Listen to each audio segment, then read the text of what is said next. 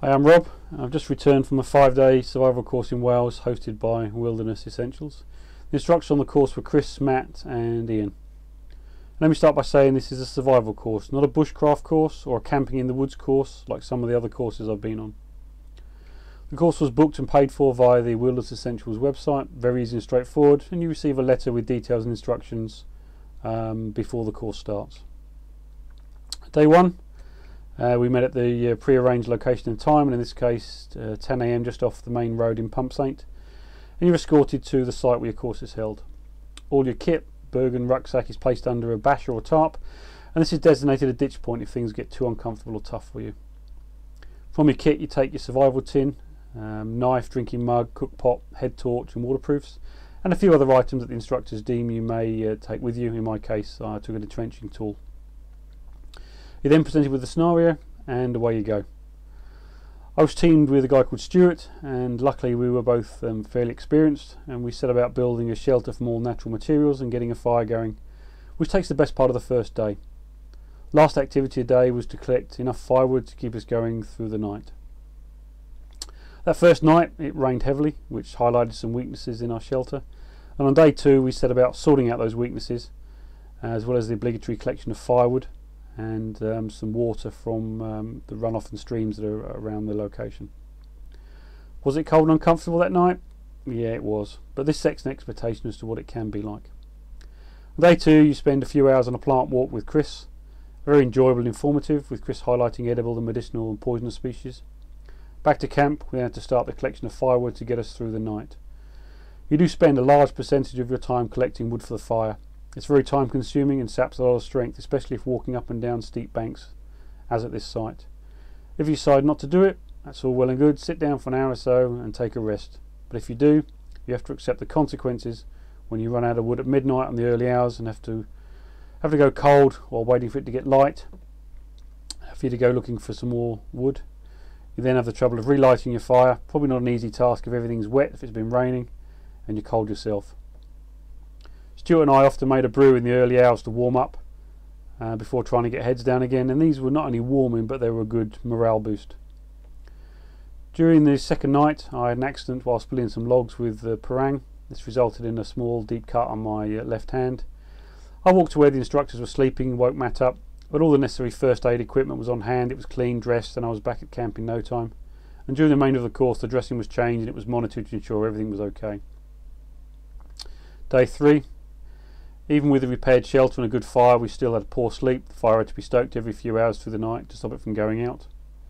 And again, it rained heavily. Chris and Matt came to see us in the morning. They come and visit you from time to time through the course anyway, offering advice and constructive criticism. We were informed to grab our kit as we were moving, and was led to a new location where we had to work on our own to build new shelters. We were allowed a tarp to aid in the building of the shelters, and in the pouring rain spent most of the day completing the task. Being with someone in this situation is a great asset, as you're both in the same boat, experience the same thing and can support each other. We were both tired from a lack of sleep and physical exertion, but still had to build a suitable shelter to keep us comfortable enough to get us through the night. And this was made harder when you're on your own thoughts, your own decisions. I was most nervous when it came to lighting a fire, as I knew the consequences of not having one. I probably spent 4 times longer in prep, partly because I wanted to make sure that things were right, and part because I didn't want to use my small amount of dry kindling and not have a fire. It'd been raining all day and everything was soaking. Luckily I did manage to get a fire going using flint and steel and some cotton wool for my survival tin. And people talk about the psychological impact of having a fire, and I can tell you what a relief it was to have a fire, and also quite a buzz that I lit a fire in the rain.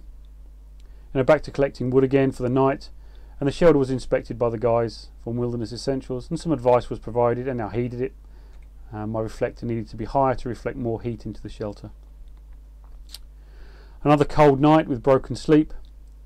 Day 4. Today was traps. We had to make 1 trap from each of the strangle, dangle, mangle and tangle group, which we did while keeping the camp and fires going. Now as we're heading home tomorrow, Stuart and I are both driving, we need a good night's sleep. So the final night we had our bivvy bags, sleeping mats and sleeping bags. Wow, what comfort. I was out like a light and slept through till about 8ish, I think, as did Stuart. Day 5, you pack up your kit, break down your shelters, etc., collect all the rubbish, try and leave the site as you found it. We met by the cars for the certificate presentations and a brief chat about the last few days, and then off home. A word on rations, I've not mentioned them yet. Stuart and I both had a brew kit. We brought it with us, both tea, which we used from day 1, and Wilderness Essentials provide us with a few tins of soup, sausage and beans, macaroni cheese, 2 tins of fruit, pears and peaches in my case, 2 chocolate bars, a small bag of boiled sweets, and several bags of porridge, which we found to be more than adequate to keep us going. So conclusions. The course was challenging as it takes people out of their comfort zones.